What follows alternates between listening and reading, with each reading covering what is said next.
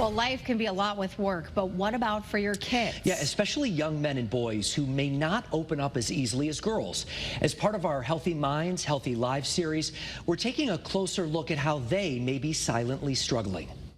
As the director of Old Saybrook Youth and Family Services, Heather McNeil works with kids to open up through what she calls positive youth programming.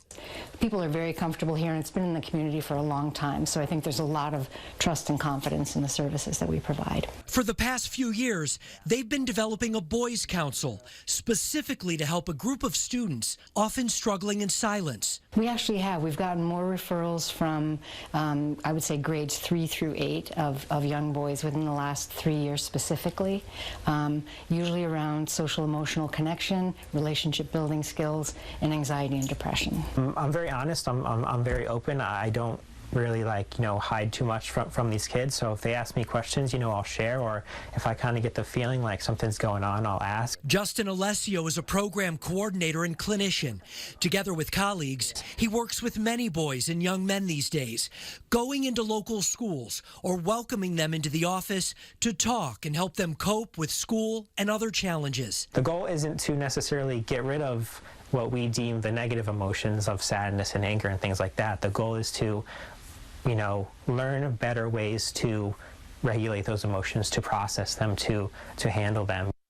Some of the biggest issues facing young men and boys these days, anxiety and depression. Signs of anxiety can include being afraid of school or places where they have to be social, worrying about the future, and physical symptoms can include heart pounding, dizziness, and shaking. Signs of depression include feeling sad, hopeless, or irritable, changes in energy, eating or sleep patterns, and having a hard time paying attention. They don't necessarily want to identify or admit that they are struggling.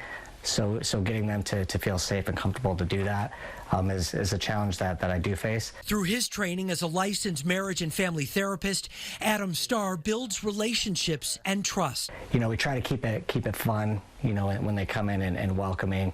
It's supposed to be, a warm, friendly space where you feel comfortable and safe, and we really try to create that environment here in this space. The bottom line, your sons don't have to sit in silence. But absolutely, parents should trust their gut, and they know their children, and not to have any doubt around that, and not to be ashamed or shy about reaching out for help.